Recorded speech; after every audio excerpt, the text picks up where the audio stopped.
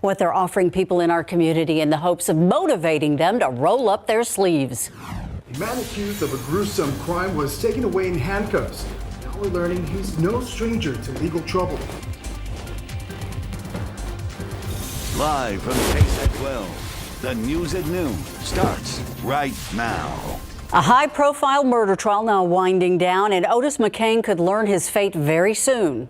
However, the defense is still getting through witnesses. This morning, an expert witness took the stand. Erica Hernandez is joining us live from just outside of the courtroom with the very latest. So, Erica, what type of testimony did this expert witness provide? So, Ursula, this witness is a geographical information systems analyst. Now, she put together maps identifying risk factors in a juvenile's community that could lead to them creating a crime. Amy Nguyen analyzed the locations and communities where Otis McCain grew up in. This was also done using census data and let me rephrase that. This was all done using census data and no facts of this case. She described her findings and maps to the jury.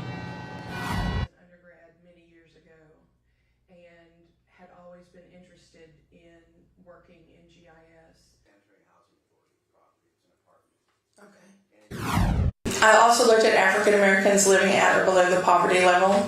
In Bexar County, the average was 20.83%.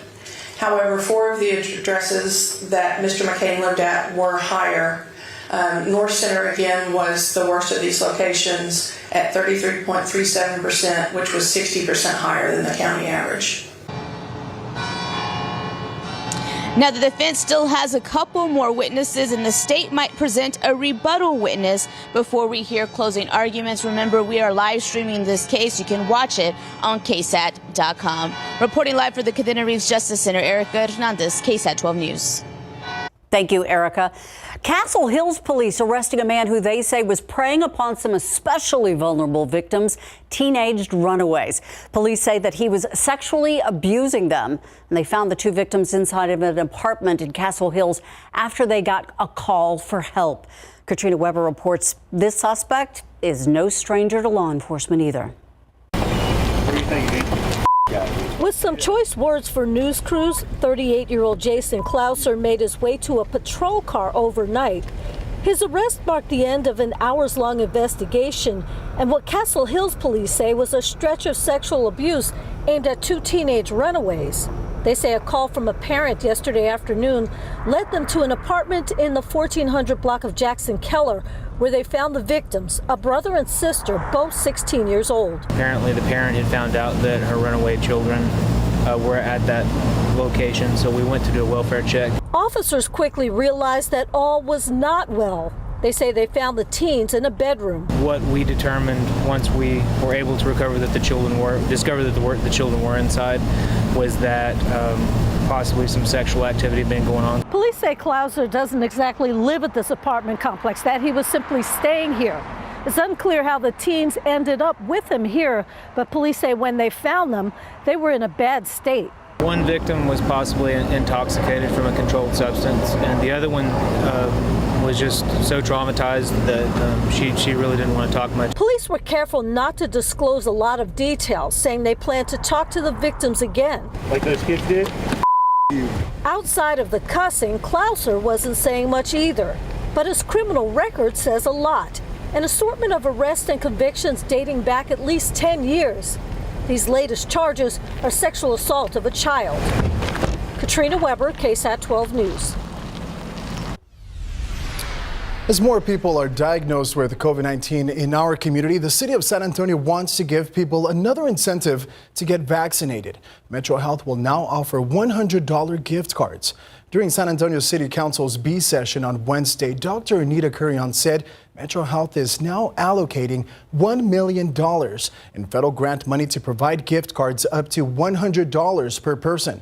For those who get vaccinated, Curion said Metro Health is waiting for the grant money to be approved. Gift cards will be given away at pop-up vaccination events. Metro Health says it's also looking into incentives for people who need to get their second dose. And a reminder, the state has a mobile vaccine program. All you need is a group of 5 or more to request a team to come to you. The group can be made up of coworkers at a business, members of a family, or a gathering of friends. If you would like to request a visit, call the Texas Mobile Vaccine Call Center. That number's on your screen. It's 844-90-TEXAS. All across the country, other communities are also seeing a surge in cases. The CDC projects hospitalizations could triple by the end of the month. As ABC's Ika Jachi reports, this comes as governors are trying to backtrack on their decision to outlaw mask mandates. Arkansas Governor Asa Hutchinson expressing regret for banning mask mandates. In hindsight, I wish that had not become law. We do have a vulnerable group that is not eligible for the vaccine. The state treating a record number of COVID patients as hospital admissions swell. Arkansas was one of 8 states that banned mask mandates, including hot zones like Florida, where Governor Ron DeSantis has threatened to cut funding for schools requiring masks. Let me tell you this. If you're coming after the rights of parents in Florida, I'm standing in your way. I'm not going to let you get away with it. The debate over masks comes as the Delta variant continues to tighten its grip over the country. The variant now accounting for 93% of new cases, according to the CDC. The daily case average climbing to over 84,000 a day. That average more than 7 times higher than it was 6 weeks ago. The uptick in hospitalizations severely straining healthcare facilities. In Louisiana, healthcare workers are struggling to keep up as the state faces its highest number of hospitalizations since the pandemic began. We're just exploding. We're bursting at the seams. 90% of those hospitalized in the state are unvaccinated. To be honest, I probably cry most days at work, and I cry when I go home. And why? Why? I'm tired. I've been doing this for 1.5 years, and it feels like there's never going to be an end. And if you're not going to get the vaccine, at least wear a mask. Try to be a part of the solution. The CDC now saying deaths could triple by the end of August, possibly reaching up to 9,000 a week.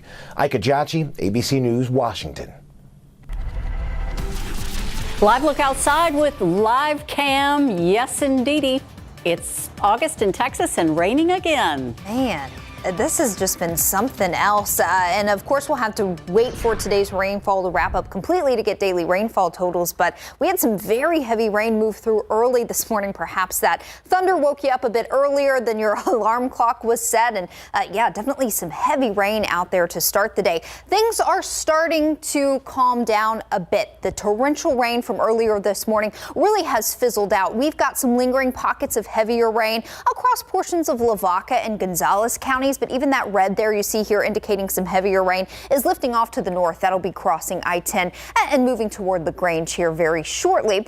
Down to the south and east of San Antonio, a couple of little lingering showers. There's some pockets of heavy rain here, but nothing too widespread. In and around San Antonio, a couple of very light showers. And then off to the west where that heavier rain originated initially this morning, we've still got a shield of some light to moderate rain from Carrizo Springs up through Crystal City into Uvalde County, including Concan there. Elsewhere, or otherwise, I should say, besides the rain, we've got pretty extensive cloud cover out there. A little bit of clearing down through Atascosa counties in areas between Cotulla and Beeville. That's where temperatures are in the 80s. But those of us stuck under those persistent clouds, temperatures are still in the 70s. I do expect this cloud cover to try to break up just a touch this afternoon, but we'll hold on to a decent amount of cloud cover even into the afternoon. So here in San Antonio, that puts our afternoon highs today likely in the mid 80s, right around 84, 85 this afternoon. And we'll continue to hold on to a chance for some isolated showers and non-severe storms this afternoon and this evening. So rain chances don't drop out completely, although I think the heaviest rain for today has come and gone. More on what you can expect for the rest of the day. We'll also talk about the upcoming weekend forecast. That'll be along in just a bit. Guys. Thank you so much, Katie. A World War II veteran finally laid to rest here in San Antonio. His remains brought back to American soil after being unaccounted for years until back in February. The family notified of the findings and they were able to honor Marine Corps Reserve Private First Class J.L. Hancock. The Military Honor Guard was presented at the ceremony at Fort Sam Houston National Cemetery. His niece was also there, and she says she's grateful to witness the service. It means everything to me to bring him back to Texas because I know his sister, my aunt, was very grieved that they never did find him. And so it means everything to me to be able to help bring him back home. The funeral service also included taps and a flag folding ceremony. That flag was later given to the family. The Team USA will play for the Olympic gold medal in men's basketball. Kevin Durant led the charge. Larry has more later in sports. It is raining today, but when we dry out, some folks are going to want to get out and enjoy the summer sun. And after the break, Alicia Barrera shows us one activity that could be a fun option for your family.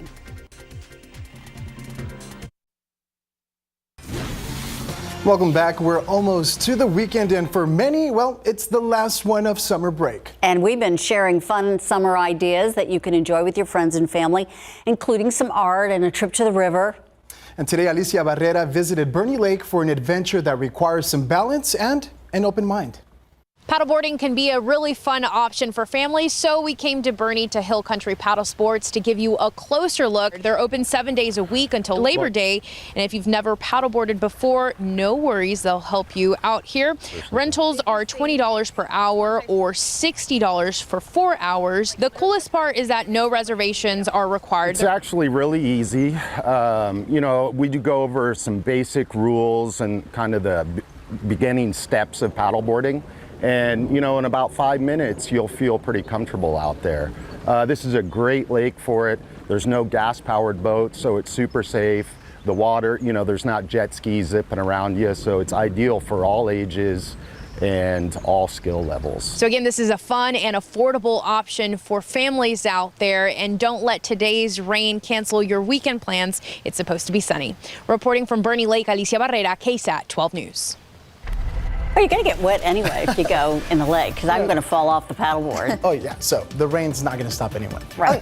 And by the weekend, you will want to jump in a lake because it's just going to be hot and humid again by Saturday and Sunday, despite the picture you see there on live cam. We're going to dive right back into radar. I'm also going to show off a few of your viewer photos from the storms this morning coming up in just a couple of minutes. First, the aquifer down 1/10 of a foot in the past 24 hours. And early this morning, our pollen count came in. Molds were moderate at a count of 890. That was before the rain set in. So you can guarantee that you may be feeling the mold a little bit more today. And we could see this number be a bit higher as we wrap up the work week tomorrow. Your full forecast coming up next. Welcome back. It's 12:17, and we are talking weather.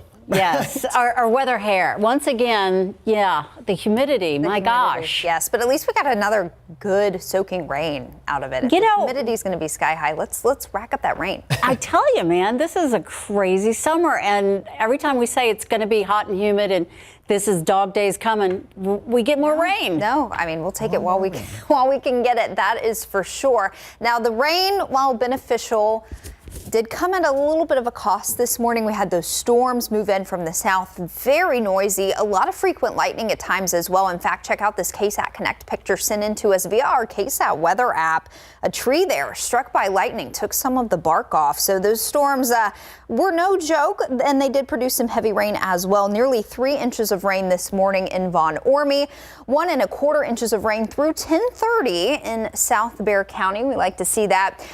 This may be my favorite picture, though. I just love this rain. Good for the garden. Yes, it is. Just look how green everything is. So nice to see that.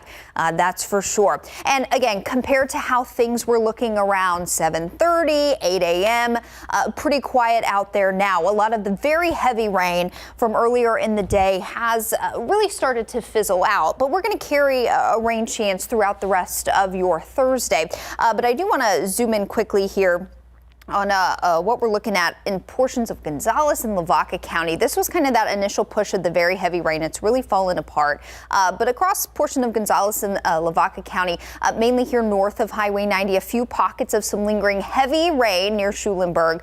Lighter to moderate rain from Shiner over to Gonzales, and then Luling there right along I-10. Elsewhere, though, things are pretty quiet. Just a few very, very small showers. Cuero down to a portion of Karnes County through Wilson County as well. And in around San Antonio, the metro area, again, just a few light showers between 410 and 1604 right along 281 across the southern tier of the county. Really quickly, before we move on to the forecast portion here, I want to switch our radar site so we can get a good idea of what's going on off to the west. This is our radar site in Kinney County. So picking up on, again, just some light to moderate rain anywhere from far southern Maverick County up through Carrizo Springs, Crystal City, and up to about the Highway 90 corridor near Sabinal. So there is some lingering rain out there, but it's not, as we head through the rest of the afternoon, not expected to be as high in coverage or as intense as the rain we saw this morning. So the reason we had that torrential rain at times, our moisture content in the atmosphere is very high here in this orange to red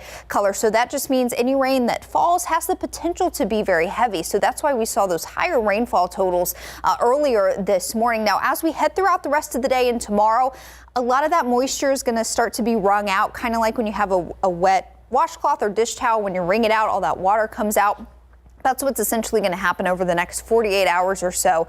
Also, that will coincide with a big drop off in our rain chances by the upcoming weekend. So some lingering rain second half of the day today. Also a few lingering showers tomorrow. Then after that, the forecast does look pretty dry. So let's walk you through Futurecast here. Again, this afternoon, some isolated showers. Maybe a rumble of thunder or two will be possible, but essentially we're just looking at cloudy conditions for the rest of the day with a couple of isolated showers here or there through late this afternoon and this evening. Overnight, we're going to keep in about a 20% chance of an isolated shower, and there could be a couple of early morning showers once again on Friday with some hit or miss activity into Friday afternoon. But overall, tomorrow's rainfall coverage is going to be much lower than what we saw today. And again, by the weekend, things will be sunny and dry. What we've got going on here, a couple of pieces of rain making energy moving over Texas. That just helps to keep a little bit of lift around. We've got that high moisture content as well. Both those things together give us a chance of rain, but as we get into the weekend, our weather pattern will quiet down and we'll drop those rain chances out of your forecast. So for the rest of the day, mostly cloudy for the majority of us. You may see a few peaks of sun. We'll hold on to a chance of an isolated shower or non-severe storm. Another chance of rain on Friday, but by the weekend, very summer-like once again with highs in the mid to upper 90s. I said this yesterday, I'll say it again. Good pool weather, good paddleboarding weather coming up this weekend, guys. All right, and then on Monday, some people headed back to school. Yep. Is that what that apple is for on the book? Yep. Summer over so soon. So soon. Well, shifting gears from weather to the world of sports, I know the conversation's on the Spurs Summer League, specifically on the rookie Joshua Primo. Yes, Joshua Primo made his Spurs Summer League debut last night because the game before that he was held out due to a calf injury, and the rookie Joshua Primo looked pretty darn good.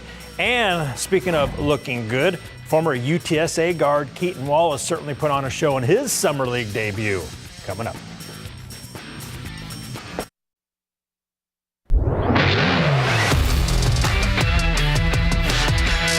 The Summer League Spurs taking on the other Jazz squad in Salt Lake last night, the Blue Squad. Now the Spurs' 18-year-old draft pick Joshua Primo played well, scoring 11 points, including one three, and 4 free throws. Devin Vassell led with 14 points, but San Antonio scored less than they did Tuesday and only shot 28.6% from the field. Utah led by more than 25 points as the Jazz win 78-54. Primo, the Spurs' recent first-round draft pick, was excited to play after missing the Spurs' summer opener with left calf tightness. Absolutely. I mean, it's a different feeling coming into what's kind of like your first NBA game, but then again, it is just basketball. So you got to go into it with the same mentality that you would if it was in college, high school, middle school. So not really. I mean, it's more excitement than anything. Yeah, I think going into the game is just being ready to get out there and get competed with my guys, especially I missed the first game. So. The first half. Spurs have one more game in Utah on Friday against Memphis before going to the Las Vegas Summer League.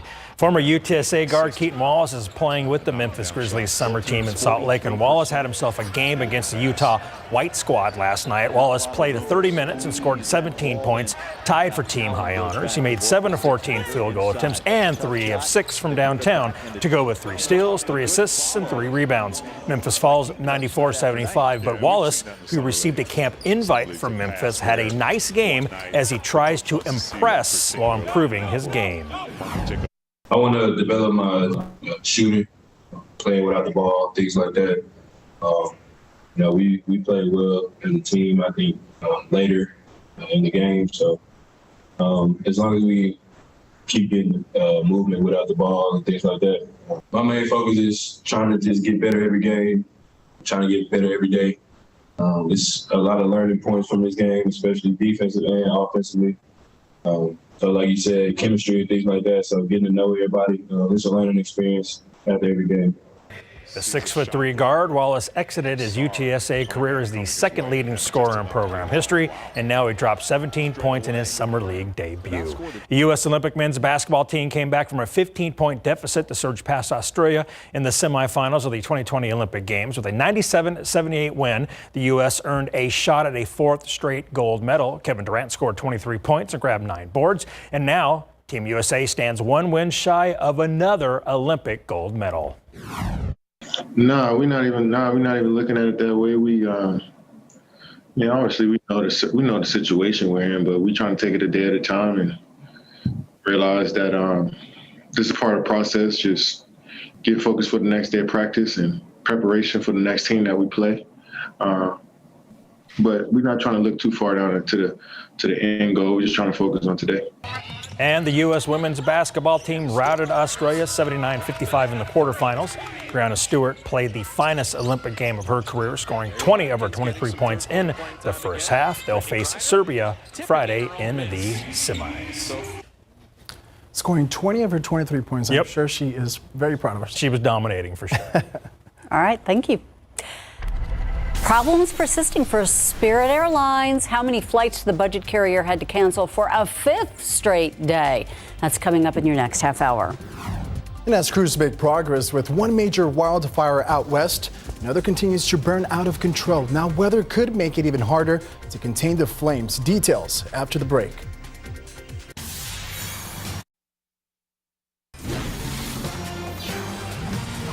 A small Northern California mountain community dealing with the destruction left in the wake of the state's largest wildfire. And now weather is making firefighting efforts in California even harder. As ABC's Will Carr reports, dry conditions and strong winds are now fueling those destructive wildfires. 2 fires exploded here in California overnight, destroying dozens of homes just like this one and forcing thousands of residents to evacuate. As I'm talking, fire crews are going door by door, making sure anybody who did not get out made it out safely. These fires are being fueled by Mother Nature, the strong winds, and the mega drought that we've had here in California. The fuels around here are bone dry and essentially act like jet fuel for these fires. Yesterday was a red flag warning day. Today we're having the same conditions, and fire crews tell me they're worried it's going to be even more dangerous here on the ground for at least the next 24 hours. They're expecting strong, erratic winds and, of course, those dry conditions. So some veteran firefighters here tell me that they are expecting things to get a lot worse before they get better. In Colfax, California, Will Carr, ABC News. Looking outside with live cam, the rain is gone. The clouds are still here. Any more rain coming? There will be a chance this afternoon and this evening for an isolated shower or non-severe storm, but the rainfall is not going to be as widespread or as intense as what we saw earlier this morning. That was quite a start to our Thursday with the lightning and very heavy rain. I showed you this last half hour in case you missed it. We saw some impressive rainfall totals. This from Von Ormy, nearly 3 inches of rain from this morning's activity, and through 10:30 this morning in southern Bexar County, 1¼ inches of rain. That is certainly great to see, and we will definitely take it. Going to cycle through here really quickly and show you some of our radar estimated rainfall totals from this morning. You can see generally along and south of the Highway 90 corridors where we saw some of the higher totals. Radar estimates in and around Elbendorf, nearly 5 inches of rain, but essentially south of Highway 90, looking at anywhere from about 2 to up to 4, maybe 5 inches of rain. And again, those are 12-hour rainfall totals. Also some fairly impressive totals out through a portion of Wilson, even into Gonzales County there, anywhere from about 2 to 4 inches of rain estimated by radar. We'll work on getting some real-time observed rainfall totals for you throughout the course of the day today. Radar currently is fairly quiet, especially as compared to this morning. It still looks fairly gray out there. We've still got a lot of cloud cover, but there's really just some lingering shower activity. Even that has started to kind of fizzle out over the last hour or so. And looking at the wide view here, still a few lightning strikes showing up. Those are those white lines that you see here moving north of the I-10 corridor in northern Lavaca County. Also a couple of rumbles of thunder down near Beeville. We'll dive into radar once again quickly coming up in the full forecast. That'll be along in just a bit. 76 at the airport with the cloud cover. I don't think we're going to see our temperatures move a whole lot into the afternoon. We'll talk more about your afternoon forecast. Take another look at the aquifer and also today's pollen count. We'll let you know what that could look like heading into the day tomorrow after today's rainfall. Guys, back to you. Thank you so much, Katie. At least 5 district attorneys across the New York state now investigating allegations made against Governor Andrew Cuomo. The state attorney general report found that he sexually harassed 11 women, violating federal and state law. One of the first women to accuse him of sexual harassment says she is planning on filing a lawsuit. The calls for Cuomo's resignation now growing louder. The governor should resign. He absolutely should resign. Any impeachment process would begin in the New York State Assembly. Members will be meeting on Monday to discuss. It would take 76 votes to take Cuomo out of office. Right now, at least 82 say they would vote yes if he's impeached. A good sign for the U.S. economy. Less people are applying for unemployment benefits. The number of Americans applying for unemployment benefits fell last week by 14,000 to 385,000. It's the latest evidence that the economy and the job market are rebounding from the coronavirus recession. Unemployment applications have mostly fallen steadily since topping 900,000 in early January. However, they are still higher than usual. Before the pandemic, just over 200,000 people were applying for unemployment benefits each week. A lot of travelers were left to make some new plans after Spirit Airlines canceled another 360 flights today alone. According to FlightAware, that's more than 45% of the total schedule for that airline. The low-cost carrier has canceled or delayed hundreds of flights since August 1st, stranding passengers all around the country due to weather, technology outages, and staffing shortages. According to the Department of Transportation, travelers whose flights have been canceled are due a refund. FlightAware notes right now, Spirit's cancellations account for more than 80% of all flight cancellations in the U.S. England, Scotland, and Northern Ireland are ready to allow more visitors. Starting Sunday, Germany, Austria, and 5 other countries will be added to their green list. That means travelers returning to those parts of the UK will not have to quarantine unless they test positive for COVID. And people arriving from France will be exempt if they are fully vaccinated, according to official statements. Wales has yet to announce any changes to its current travel policy. Meanwhile, stateside, the Biden administration wants people traveling to the U.S. to be vaccinated, and it's taking the first steps toward requiring nearly all foreign visitors to the U.S. to get their vaccinations for the coronavirus. That requirement would come as part of the administration's phased approach to easing travel restrictions for people visiting the country. The administration's still studying how and when to safely move toward resuming normal travel. So it's not really clear when the new policy will take effect. Eventually, all foreign citizens entering the U.S., with some limited exceptions, are expected to need to be vaccinated against COVID-19 in order to enter the U.S. Moderna says its COVID-19 vaccine shows 93% efficacy up to 6 months after the second dose. So now the company says it's going to be looking for full government use approval. Moderna planning to submit its application to the Food and Drug Administration this month. Right now, the vaccine has emergency use authorization. And 2 of the best in baseball faced off yesterday. Astros at the Dodgers. Larry has the action later in sports. We got a singing honey bear going on an adventure to deliver a love song. We have a preview of the new animated film that's set to hit Netflix after the break.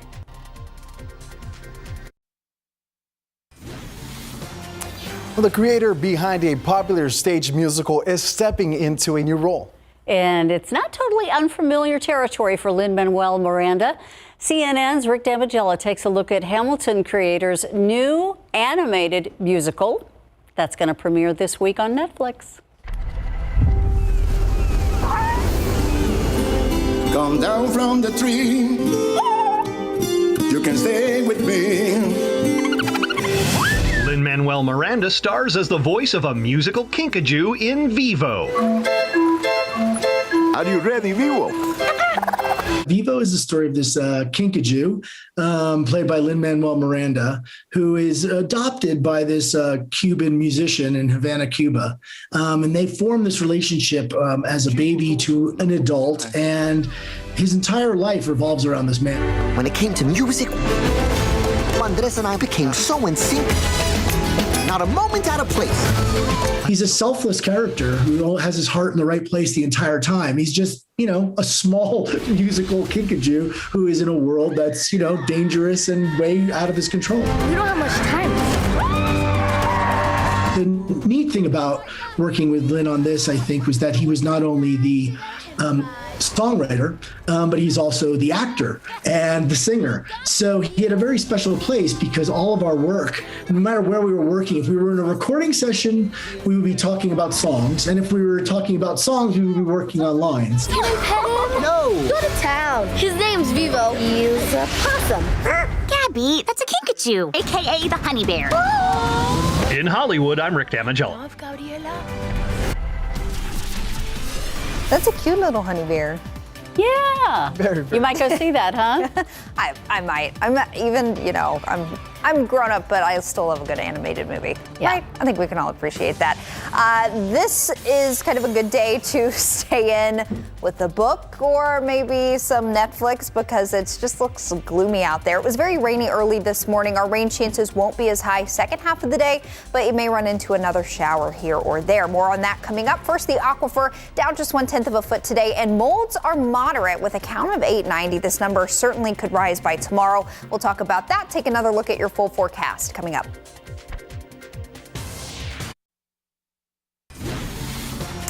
Welcome back, jumping right into your forecast, and we're going to start with an outlook for mold. Now, keep in mind, we only get the daily pollen count, so we're not making an official forecast here, but just based on trends, especially with rain, we do know that when we have a rainy pattern, our mold count does stay a bit higher. So tomorrow, with the rain we had today, we're likely looking at a higher mold count tomorrow. So that's why I have the sad face there. Now, as we get into the weekend, our rain chances will fall out of the forecast, and that mold number should start to fall by Saturday, certainly by the end of the weekend on Sunday. So a little bit of a mold outlook for you there. So what's going on? Why did we have all that heavy rain this morning, thunderstorm activity? Well, there's actually two pieces of rain making energy affecting parts of Texas, mainly here in South Texas. We've got a weak upper level low sitting off to the west of us in northern Mexico, but there's also a nice piece of rain making energy moving into the northern part of Texas. That's where you see these orange and red colors. That just helps to add a little bit of lift. We do need that for showers and storms to develop. We've also got a very saturated, moist atmosphere. Those two things together set us up for chances of rain. As we head into the day tomorrow, we'll be left with a little bit of lingering rain making energy, not as much as today. So rain chances will come down a bit tomorrow, and then they completely fall out of the forecast by the upcoming weekend. So this afternoon, an isolated chance for some lingering showers. We'll have some isolated showers and non-severe storms again on Friday. And then after that, even into the early part of next week, we'll head into a drier stretch of weather. And that sets you up for a great weekend to hang by the pool. We're looking at highs in the mid to upper 90s both Saturday and Sunday with plenty of sunshine. So go ahead and start making those weekend plans now if you haven't already. Outside at the airport, plenty of cloud cover, a mix of some lower puffy clouds there, but also plenty of mid and high level clouds that will likely be fairly persistent for the rest of the day. So if we don't see a ton of sunshine, we're certainly looking at our high temperatures stuck in the 80s today. I've got us here in San Antonio getting up to about the mid 80s this afternoon. Places that have already seen a little bit more sunshine today, like Cotulla, you're up to 86, Junction 84. So just keep that in mind this afternoon. If you stay under this cloud shield, you're likely looking at high temperatures today stuck in the 80s. So we'll go ahead and take another quick look at radar for you. Like we've been talking about this hour, things are much quieter than they were this morning, but we still do have some lingering rain here. Let me see if I can get this ready to go. That is not working with me very well right now. I'm going to see if I can go home here. That kind of helped out a little bit, but you get the idea. We've got a couple of lingering showers, a few rumbles of thunder there south of Beeville, and just some light to moderate rainfall across some of our westernmost counties. My mic is breaking. Wrong person. Okay, so we're going to skip ahead from our radar here and take a quick look at Futurecast. Again, activity really starting to wind down. A couple of isolated showers, maybe a rumble of thunder this afternoon or this evening, but we're not looking at that intense rainfall with those strong storms like what we saw this morning. Should be fairly quiet overnight, mostly cloudy. A few isolated showers not out of the question, even through early tomorrow morning. So make sure you check in with the GMSA team in the morning to see what we've got going in terms of morning shower activity. A couple of isolated showers and non-severe storms into Friday afternoon, but coverage of rain tomorrow much lower than what we saw during the first part of the day today. So overall, our rainfall starting to trend down as we get closer to the weekend. Again, keep in mind your high temperatures today dependent on how much sun you see. We'll go mid-80s here in San Antonio. Those that see a little bit more sunshine could sneak into the low 90s, but just keep in mind, climatologically speaking, we're at our hottest point of the year. Our average highs this time of year are in the mid to upper 90s, right around 97.